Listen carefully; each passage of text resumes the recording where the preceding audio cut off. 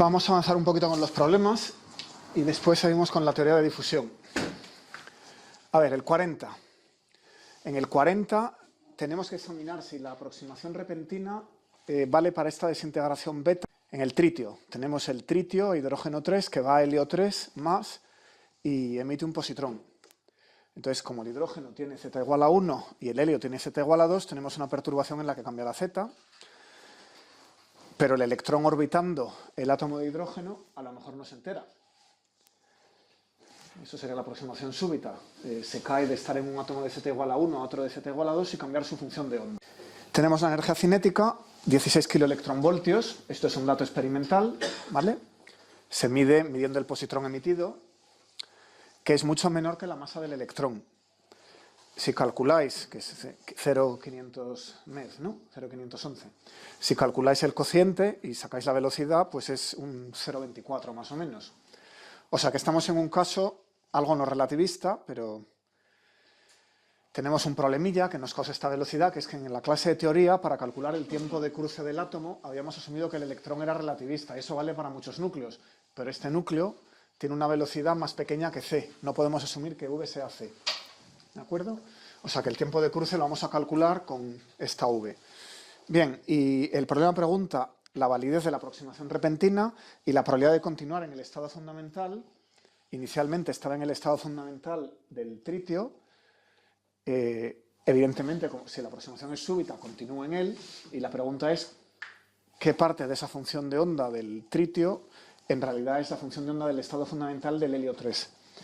O sea que esto es la función de onda del estado fundamental del helio al salir, ¿vale? Bueno, pues a ver, primero los tiempos.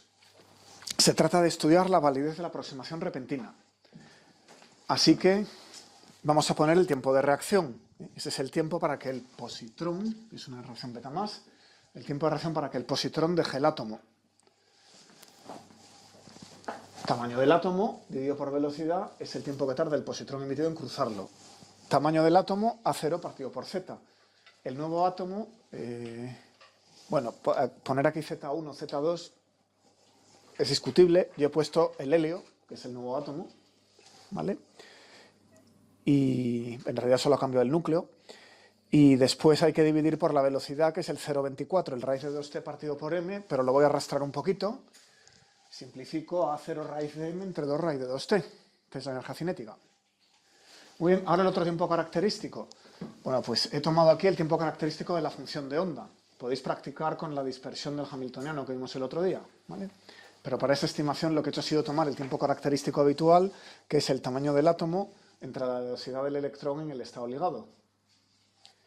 El tamaño del átomo es el radio de Bohr, pero cuidado, como el núcleo este va a tener z igual a 2, le he puesto una z, el helio, y la velocidad típica es alfa c.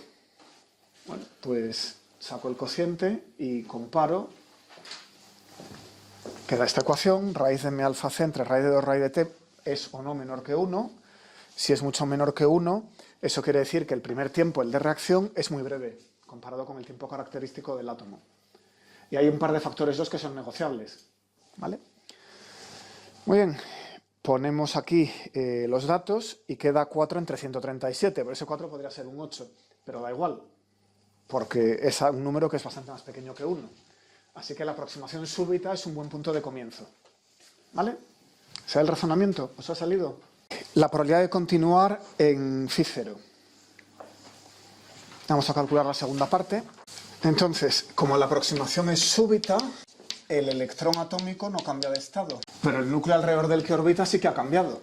¿Estoy en su estado fundamental o no? Si fuera la aproximación contraria a la diabática, habría pasado lentamente del estado fundamental del tritio al estado fundamental del helio. Pero por ser una transición súbita,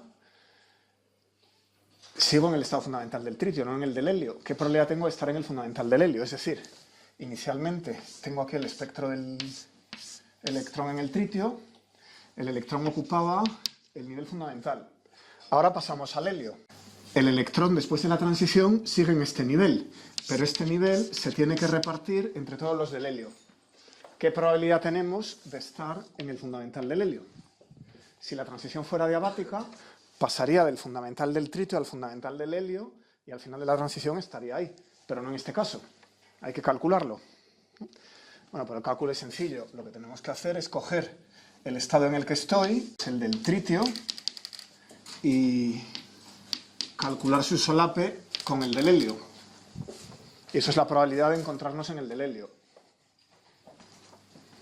Por ser la transición súbita, terminamos en este estado. La pregunta es qué probabilidad hay de que sea el fundamental del otro átomo. ¿Se ve? Pues ahora ya es fácil. Escribo las dos funciones de onda. Hay por ahí un raíz de 4 entre A0 cubo partido por 2 de la normalización, elevado a menos 2R entre A0, elevado a menos R entre A0, raíz de 4 entre pi A0 cubo de la normalización de este segundo, y todo al cuadrado. Algo así.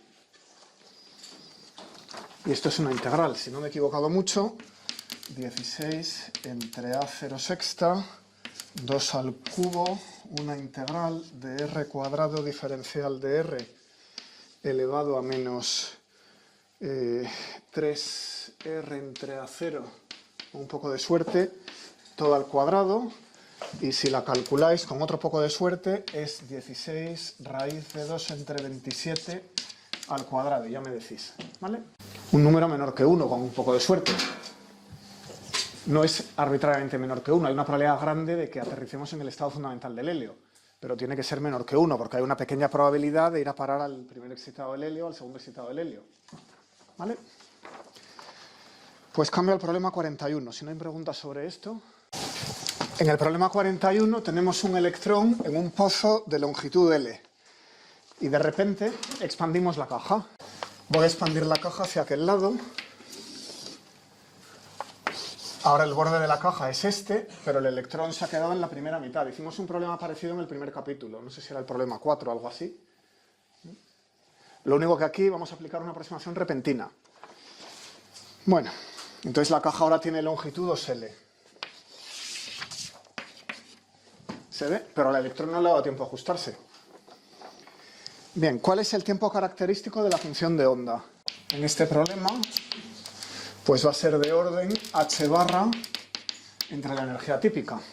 Vale, el tiempo característico h barra entre 1 es 2m L cuadrado entre h barra pi cuadrado. Eso viene de sustituir la energía que conocéis del pozo cuadrado y tomar el inverso. O sea que no me entretengo más. Va con la longitud al cuadrado, y aquí hay un 1 que no pongo por algún sitio, que es el primer nivel. Y la función de onda, por cierto, asociada a este estado, la psi1, es la raíz de 2 entre L coseno de pi x entre L. ¿Vale? Bueno, lo que pasa ahora es que el electrón se ha quedado en este estado, porque la expansión es súbita, pero para el nuevo pozo, la función de onda del estado fundamental tendría que hacer algo así, ¿vale? Ir desde un lado a otro del pozo, con más probabilidad en el centro, cierto, es el típico seno, ¿no? Pero tiene que repartir la probabilidad en todo el pozo. Y sin embargo nos hemos quedado en esta de aquí. Así que repetimos lo del problema anterior. Necesitamos calcular el solape.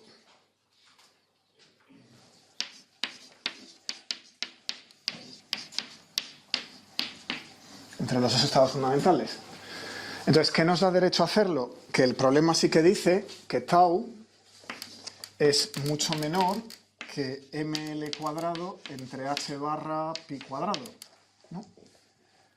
Salvo un 2, el decir que tau es mucho menor que esto equivale a decir que el tiempo de expansión es muy rápido comparado con el tiempo característico de la función de onda. Al electrón no le ha dado tiempo a moverse. Se le ha expandido la caja y él no se ha movido, ¿no? O sea que esta condición del problema, como vemos aquí, indica que el tiempo de expansión es mucho más corto que el tiempo característico del sistema. Vale, pues entonces es una aproximación súbita y sigo en el mismo estado. Luego, para ver qué probabilidad tengo de estar en el estado fundamental del nuevo pozo, hay que calcular el solape al cuadrado. Tomamos el elemento de matriz y esto es raíz de 2 entre L, pero ahora es 2L, o si no has tomado 2L, lo que quiera que hayas tomado aquí, al final de la expansión, para el nuevo pozo, si has tomado 3L, pues aquí un 3, ¿no? Coseno de pi x partido por 2L, y luego raíz de 2L, 2 entre L, coseno de pi x partido por L, y todo ello al cuadrado. Esto es una integral que es 2 al cuadrado entre raíz de 2 al cuadrado L cuadrado, la integral entre menos L y L de un coseno de pi x partido por 2L por un coseno de pi x partido por L y todo al cuadrado. Y ya solo es una integral trigonométrica. Para resolverla lo más fácil es llevármelo todo al ángulo mitad. Tengo aquí un coseno que escribo como coseno cuadrado menos seno cuadrado del ángulo mitad. Ese mismo, ese ángulo, y ya todos son potencias del mismo ángulo. Un cambio de variable, saca las constantes y me queda la integral de un coseno cubo menos el coseno por el seno al cuadrado, que sabéis hacer. Y con otro poco de suerte os va a salir 8 entre 9 pi cuadrado. Ya me contáis, ¿vale? Y con esto me voy al 42. En el problema 42 tenemos un electrón en una lámina enrollada. Podéis pensar en un papel de aluminio y si os cuesta, pues a lo mejor en un grafeno, que es mucho más intuitivo, ¿verdad? Bien, está aquí el electrón y ahora, claro, los tiempos de la lámina para enrollarla o desenrollarla son mucho mayores que los tiempos característicos del electrón, ¿no? Entonces, esa es la aproximación contraria. Entiendo que aquí lo que procede es la diabática. Si hay un electrón girando en este papel, imaginaos que es de aluminio, y lo expando, el tiempo en el que yo lo estoy expandiendo es macroscópico. Luego es lento, ¿no? Muy bien, se trata de ver la función de onda del electrón, su energía, y luego la resistencia a enrollar o desenrollar la lámina, y se entiende que esto es una aproximación adiabática, ¿vale? Vamos con la primera parte, a ver esa función de onda. Venga, ¿quién ha resuelto este problema? Claramente hay dos variables, z y phi, ¿vale? ¿Cómo depende de z la función de onda? El electrón está libre en la lámina, se puede desplazar arriba o abajo, una onda plana, ¿no? Voy a poner un elevado y kz. ¿Y de phi? Bueno, de phi, el electrón se puede ir a la izquierda, se puede ir a la derecha, pero eventualmente va a dar la vuelta y la función de onda va a tener que ser igual. O sea que no va a ser un k cualquiera. Este k puede ser cualquiera. Es un electrón libre, pues según la velocidad inicial la va a mantener y se desplazará hacia arriba o hacia abajo. Pero ahora la parte azimutal tiene que llevar un elevado a i q phi, donde esa q la tengo que usar para que e elevado a i q de phi más 2pi sea igual a e elevado a i q phi. ¿Y eso qué quiere decir? Que q es entero, ¿verdad? Si q es entero, e elevado a i, la diferencia aquí es el factor elevado a i q por 2pi, y si q es entero, ese factor es 1. Con lo cual, esto es un número entero. Esa es la única diferencia. Este es cualquier número real, pero ese no. ¿Se ve? O sea, eso es un electrón libre en un cilindro. Y bueno, me queda normalizar las funciones de onda. Si queréis le podéis poner aquí un 1 entre raíz de 2pi. Y como muchas veces utilizamos los números naturales, a lo mejor podemos escribir esto como e elevado a i kz elevado a más menos i n phi dividido por raíz de 2pi. Algo así. Estando en dos dimensiones, debería elevar esto al cuadrado, ¿verdad? Bueno, en la normalización no, porque normalizamos la parte azimutal, pero voy a dejar sin normalizar la parte... Lo voy a dejar así. La parte en z la voy a dejar sin normalizar porque va a tener que ir a una delta de Dirac de todas maneras, así que no me molesto. Solo normalizo la parte azimutal. Vale. La energía. La función de onda va a tener que ser así. Hombre, puedo escribir al hamiltoniano, resolverlo y obtener esto, pero ya sabéis bastante física para escribirla directamente, entiendo yo, ¿no? Pero ya para la energía sí que voy a tener que escribir el hamiltoniano. Súper difícil, es un electrón libre. Lo único que como estamos en coordenadas cilíndricas, pues es menos h barra cuadrado partido por 2m, 1 partido por ρ parcial ρ parcial ρ, más 1 partido por ρ cuadrado parcial segunda de phi, más derivada segunda respecto de z. Eso es el laplaciano en cilíndricas, ¿verdad? Se lo aplico a esa función de onda y saco el autovalor. Si no, ¿qué ha pasado? ¿Por qué no hemos puesto condiciones de contorno a la z? ¿Por qué no le has puesto qué? Condiciones de contorno. O sea, decir que la función de onda se anula en los extremos del tubo. Estoy dándolo infinito, no hay contorno. Claro. Es una lámina enrollada, de longitud sin especificar. Vale. O sea que la he tomado infinito. Si quieres ponerle un límite, por favor hazlo. Lo que pasa es que no influye la pregunta que me interesa, que es la de la segunda parte. ¿Vale? Para la pregunta de la parte B es irrelevante, entonces por eso no me he molestado. Pero bien, si quieres que sea finito, elíjale condiciones de contorno y pónselas. Muy bien. Sustituyo esa función de onda en esto y queda que h por esa psi de z y phi es menos h barra cuadrado partido por 2m menos k cuadrado menos n cuadrado partido por ρ cuadrado por psi. Menos mal, es autovector. Si no fuera autovector del hamiltoniano es que había entendido algo mal. Y lo que pasa es que ahora puedo leer el autovalor.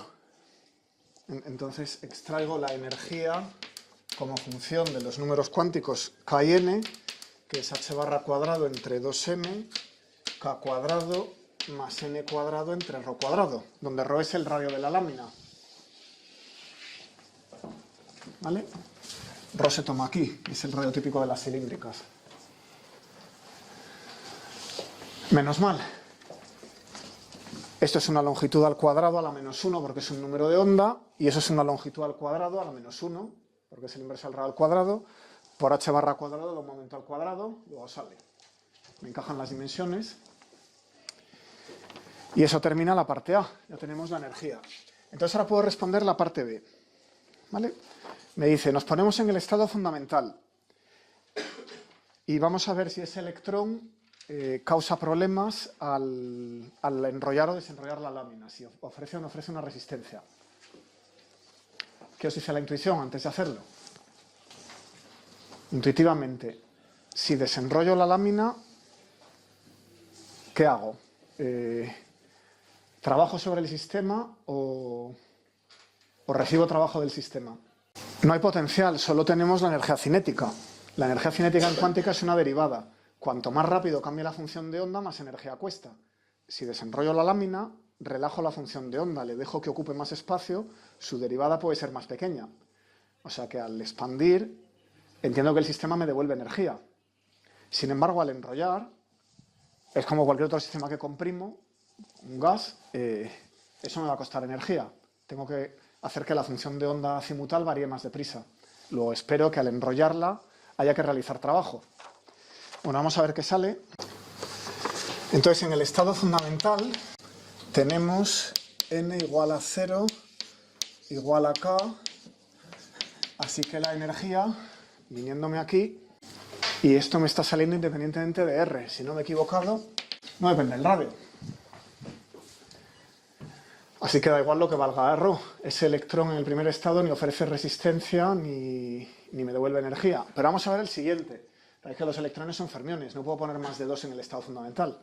Ahora tengo que, si pongo más electrones, los siguientes van a subir de estado. Entonces, vámonos ahora al estado con n igual a 1, k igual a 0. ¿Vale? Voy a subir 1. Y ahora la energía, leyéndola en aquella fórmula, es h barra cuadrado entre 2m, 1 entre ρ cuadrado. Ahora sí que depende de R, depende del radio, de la ρ. Bien, como la expansión de la lámina es adiabática, ρ varía lentamente.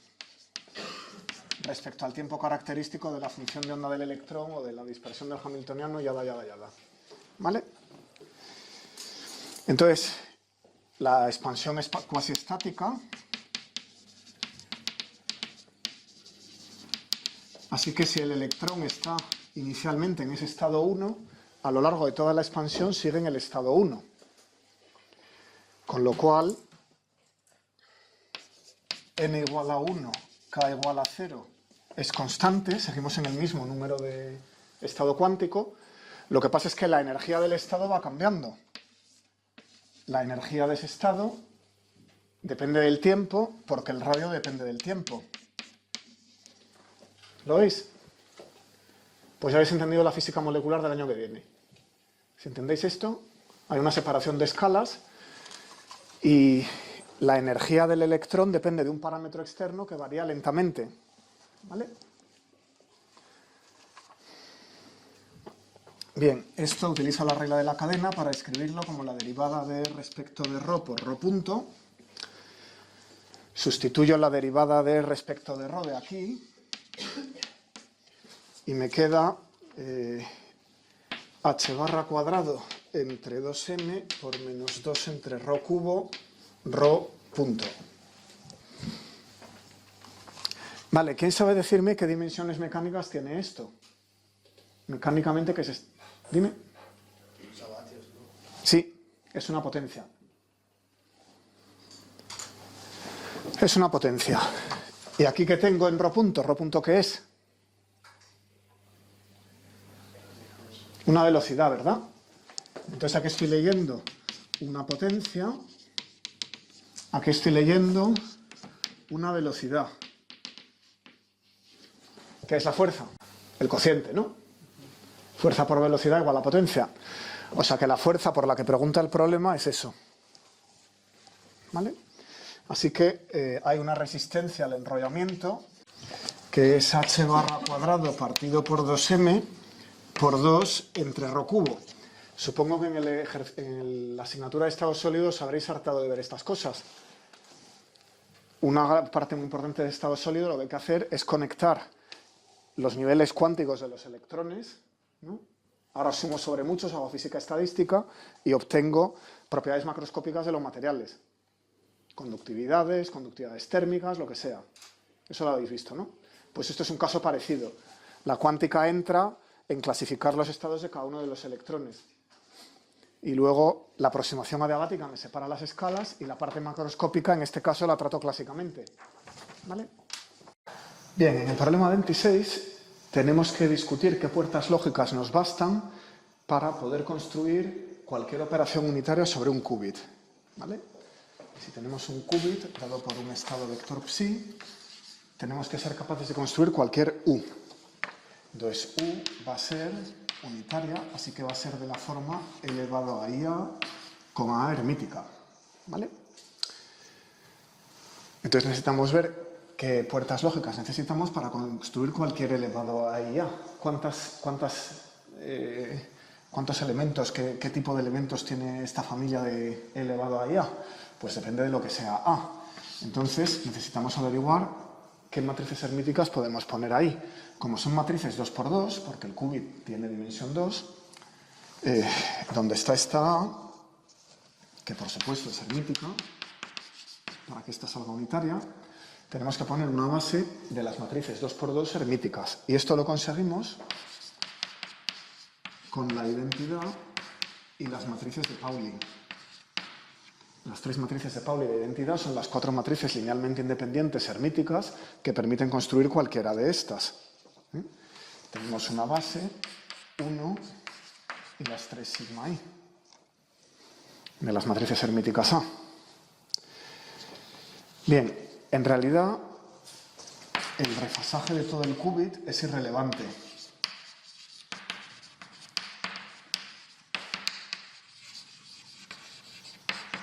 Si yo tomo elevado a i phi con phi un número que afecta a todo el qubit, pues eso es irrelevante. Eso no me cambia el rayo, es el mismo estado físico. Cambia el vector estado, pero no cambia el estado físico.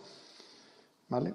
Así que elevado a i alfa 0 por la identidad por psi es el mismo qubit. Es aplicar una operación unitaria que no hace nada. ¿Vale? O en lugar de ese alfa 0 es este phi, ¿verdad? O sea que en realidad espero que tener solo que construir las sigmas. Si consigo construir las sigmas ya hemos acabado. ¿Vale? Bueno, pues hay varias maneras de hacerlo. Vamos a poner una. Fijémonos una puerta lógica que ya conocemos, que es la rotación de fase RZ de delta, que era la matriz 1 elevado a I delta. Esta la vimos en clase anteriormente. No es una fase sobre todo el qubit, porque la componente 0 no cambia, solo cambia la componente 1. Si tenemos un qubit que es 0 más 1, por ejemplo, la fase se la estamos colocando solo a este. Así que no es una fase global, sí que cambia el rayo. ¿Vale? Bueno, pues esto lo podemos descomponer como 1 más elevado a I delta medios por la identidad más 1 menos elevado a I delta menos I delta medios por sigma 3 más I delta. 1 más elevado a I delta medios, 1 menos elevado a I delta medios por sigma 3. Entonces, sobre este elemento, sigma 3 tiene un valor 1, es la identidad también, y las exponenciales se cancelan, quedan los 1 medio, quedan ese 1. Sobre este otro elemento, sigma 3 tiene un menos 1, porque sigma 3 es la matriz 1, 0, 0, menos 1. Recordemos, entonces este menos 1 con ese menos da un más, elevado a I delta partido por 2 más elevado a I delta partido por 2 da un elevado a I delta, y con ese menos el 1 y el 1 se cancelan. Así que esto es una manera de reescribir la rotación en términos de sigma 3, pero puedo usar la fórmula al revés y obtener sigma 3 en términos de esta rotación y de una matriz identidad que, como acabamos de decir, no cambia el estado, no cambia el qubit. Bueno, cambia el vector estado, pero no el rayo unitario. ¿Vale? Así que ya sabemos conseguir sigma 3. Utilizamos esta rotación que ya teníamos. Es una puerta lógica que, si sabemos construirla en un ordenador cuántico, nos permite sacar sigma 3. Bien, ¿qué hacemos con sigma x y sigma y? Pues otra puerta lógica que ya teníamos era la de Hadamard.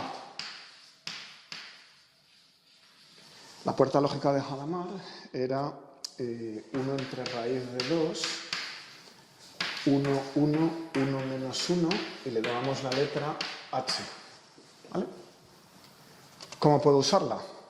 Porque claro, aquí están mezcladas la sigma 3, 1 menos 1, y la sigma x, 1, 1. ¿Cómo puedo extraer de ahí la sigma x? Pues un truco es multiplicarla por la de arriba. Si lo pensáis un poco, h por la rotación, multiplicado de las dos matrices, es 1 entre raíz de 2, 1, 1, elevado a I delta menos elevado a I delta. ¿Vale? Y si ahora la vuelvo a multiplicar por h por la derecha, tenemos h rz del ángulo delta, h. Y esto es, ahora hay dos raíces de 2, uno de cada Hadamard, una por la izquierda y otra por la derecha. En medio, volver a multiplicar esta matriz por esa y obtenéis 1 más elevado a I delta, 1 menos elevado a I delta, 1 menos elevado a I delta, que es lo mismo, la matriz va a salir simétrica aquí, y 1 más elevado a I delta. Voy a sacar elevado a I delta medios de toda la matriz. Dejadme escribir allí. Extrayendo un factor común elevado a I delta medios, aquí queda un medio de elevado a I delta más elevado a menos I delta medios, que es el coseno de delta medios, al dividir por 2, ¿verdad? En el otro elemento diagonal lo mismo, y los no diagonales son I por el seno de delta medios. Bien, esto tiene la identidad con el coseno de delta medios. Lo reescribo como elevado a I delta medios, la identidad por el coseno de delta medios. Pero esta ya sabemos que no hace nada, no cambia el estado. Lo que me interesa es lo que sigue. Y lo que veo es I seno de delta medios por sigma x. Así que si escribimos la matriz de Hadamard, la rotación de antes por la matriz de Hadamard, obtenemos algo irrelevante y una fase elevado I delta medios por I seno de delta medios por sigma x. Y ya tenemos una manera de extraer sigma x. Paso todo al otro lado y puedo despejar, si es necesario, sigma x. Así que ya sabemos construir sigma z mediante la rotación de delta y sigma x mediante este producto h rotación h. Bien, sigma y. ¿De dónde puedo sacar sigma y? Pues voy a intentar repetir el truco, pero consiguiendo que aquí me quede algo de signo contrario, para poder extraer la sigma y que tiene arriba menos i, abajo i. Y eso, en cuanto le deis una vuelta, se os ocurrirá esto. h rz de delta al cuadrado, que ya os dejo calcular, lo escribís como elevado a i delta medios, coseno de delta medios por la identidad, igual que antes, pero ahora aparece menos i seno de delta medios por sigma y. Y de esa manera puedo extraer y si es necesario. Así que nos basta con 3 puertas. Para construir cualquier matriz unitaria, en esta solución necesito 3 puertas. Pues puedo usar la identidad, no hacer nada al qubit, puedo utilizar h, la de Hadamard, y puedo usar el refasaje de la componente 1. Con este conjunto de 3 puertas puedo construir cualquier matriz hermítica y, por tanto, cualquier unitaria que afecte al qubit.